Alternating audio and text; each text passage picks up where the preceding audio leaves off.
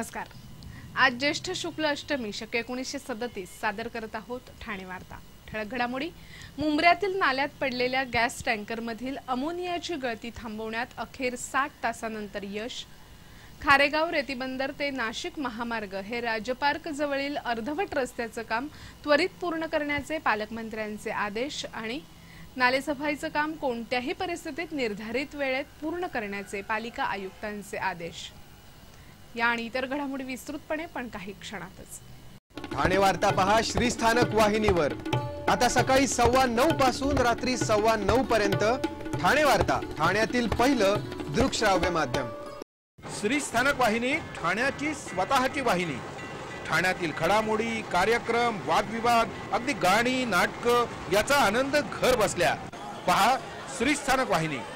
आपल्या ठाण्याचं हक्काचं व्यासपीठ श्रीस्थानक वाहिनी।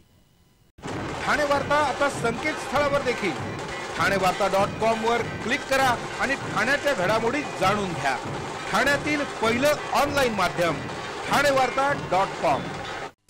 नमस्कार मंडळी, दर रविवारी पाहायला विसरू नका। नमस्कार मंडळी, आपल्या प्रश्नांचं थेट उत्तर। ठाणे वार्ता पहा श्रीस्थानक वाहिनीवर। आता सकाळी 9:15 पासून रात्री 9:15 पर्यंत ठाणे वार्ता, ठाण्यातील पहिलं दृकश्राव्य माध्यम।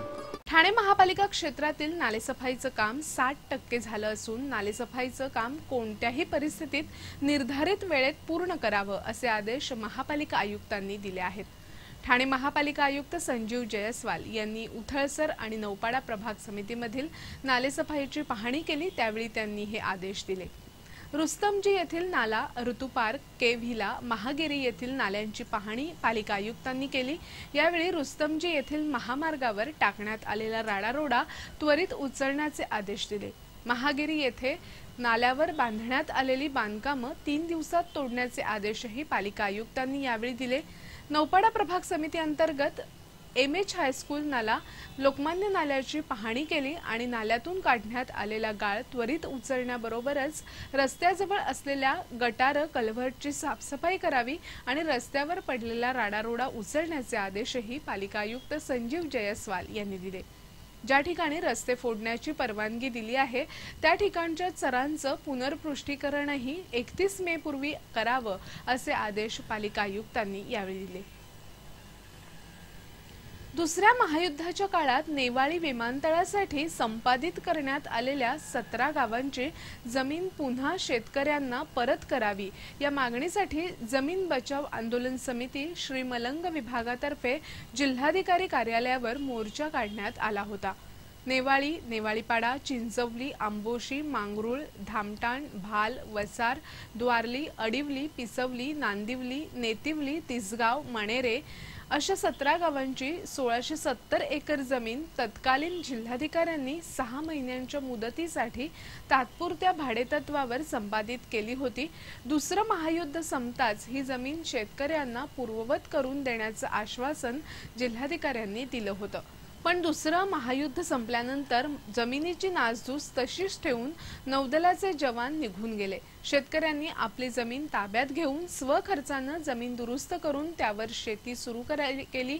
1954 नंतर अचानक या 1670 एकर जमिनीवरील शेतकऱ्यांनी नावं कमी करून विमानतळासाठी राखीव जागा अशी नोंद सातबाऱ्यावर करण्यात आली।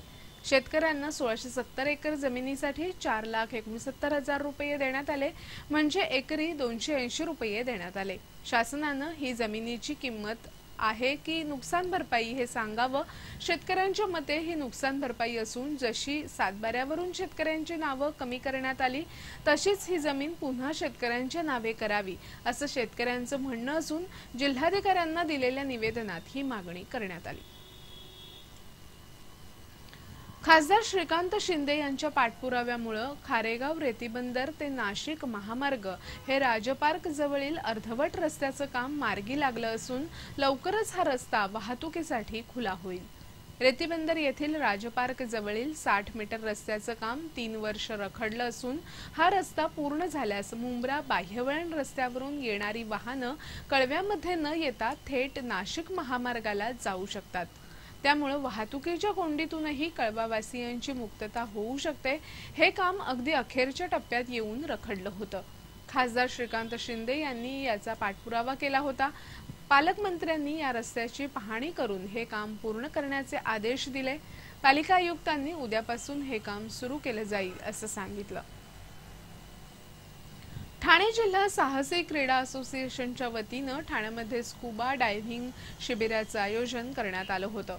ठाणे जिल्हा साहसी क्रीडा असोसिएशनचे अध्यक्ष गणपत गायकवाड यांच्या मार्गदर्शनाखाली झालेल्या या शिबिरात पूर विमोचनात्मक आपत्ती व्यवस्थापनासाठी साहसी स्कुबा डायव्हिंग शिबिराचं आयोजन करण्यात आलं होतं। वाइल्ड वेट ॲडव्हेंचरच्या महेश सानप यांनी या प्रशिक्षण शिबिरात प्रशिक्षण दिलं। क्रिश डिसोझा, मिलिंद लबडे, अभिषेक दुबे, अच्युत देशमुख, अभिजित चौधरी, धीरज मेहता, चिन्मय कारभारी, अक्षता गायकवाड, मानसी मोरे, मनाली मोरे, अमोल कदम, वैभव काळे, बरखा पाठक, सुमित सिंग, रुची मौर्या आणि सावित्री राठोड यांना यावेळी प्रमाणपत्र देऊन गौरवण्यात आलं। ठाणे वार्ता पहा श्रीस्थानक वाहिनीवर। आता सकाळी 9:15 पासून रात्री 9:15 पर्यंत ठाणे वार्ता, ठाण्यातील पहिलं दृकश्राव्य माध्यम। आपला परिसर स्वच्छ आणि सुंदर ठेवण्यासाठी ठाणे महापालिकेत सहकार्य करा। ओला सुका कचरा वेगवेगळा जमा करा आणि रोगराईपासून मुक्तता मिळवा। ठाणे वार्ता आता संकेतस्थळावर देखील ठाणेवार्ता.com वर क्लिक करा आणि ठाण्याच्या घडामोडी जाणून घ्या। ठाण्यातील पहिलं ऑनलाईन माध्यम ठाणेवार्ता.com। डॉक्टर आणि रुग्णांचं पिढ्यानपिढ्यांचं जिव्हाळ्याचं नातं म्हणजेच डॉक्टर बेडेकर हॉस्पिटल। आता अत्याधुनिक सोयी सुविधा आणि तंत्रज्ञान युक्त वंध्यत्व निवारण केंद्रात IVF आणि टेस्ट ट्यूब बेबीची ही सुविधा। Doctor Bedekar hospital, Maharshi Karvepath, Thane. 65 वर्षांची निरंतर सेवा।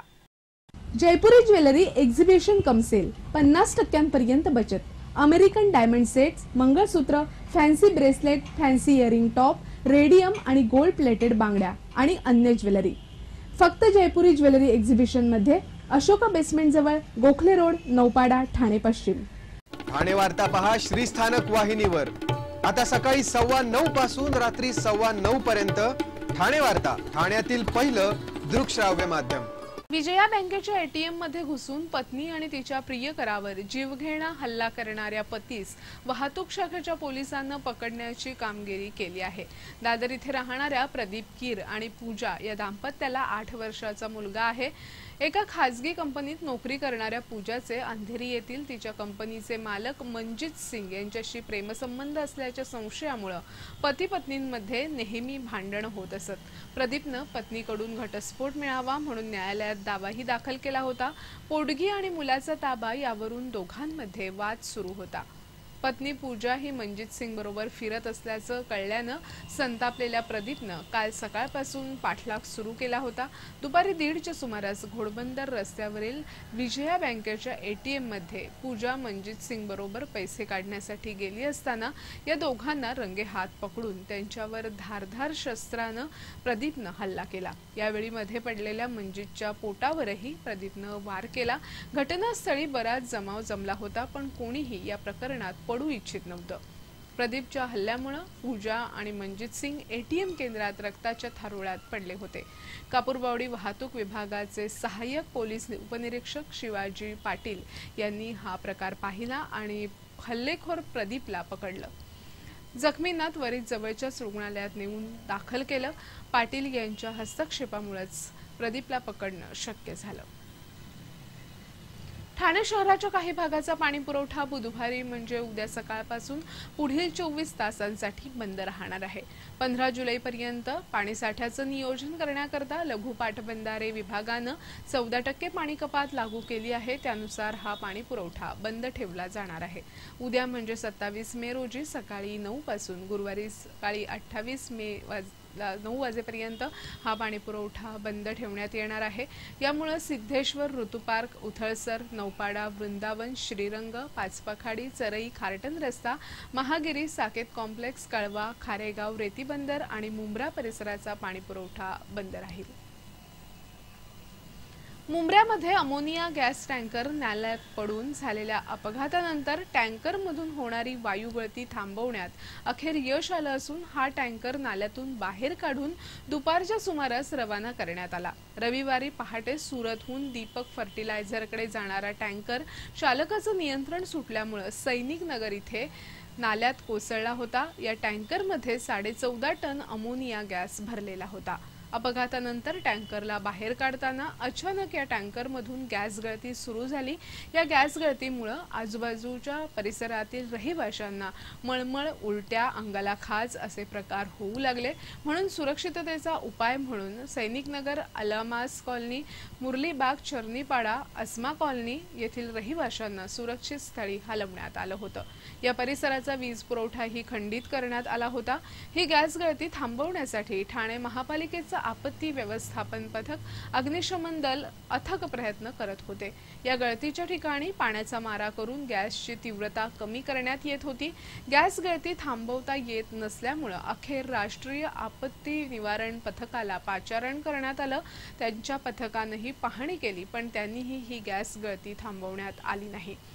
आज अखेर दीपक फर्टिलायझरच्या तज्ञांनी ही गॅस गळती थांबवण्यात यश मिळवलं। दीपक फर्टिलायझरच्या तज्ञांनी ज्या ठिकाणी गळती होत होती त्या ठिकाणी पॅकिंग लावून ही गळती बंद केली आणि दुपारच्या सुमारास हा टँकर बाहेर काढून पुढे मार्गस्थ करण्यात आला।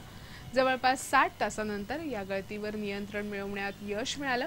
ठाणे महापालिकेच्या आपत्ती व्यवस्थापनाचे प्रमुख संतोष कदम यांनी हा टँकर बाहेर काढण्यात आला असून तो मार्गस्थ करण्यात आल्याची माहिती ठाणे वार्ताशी बोलताना दिली।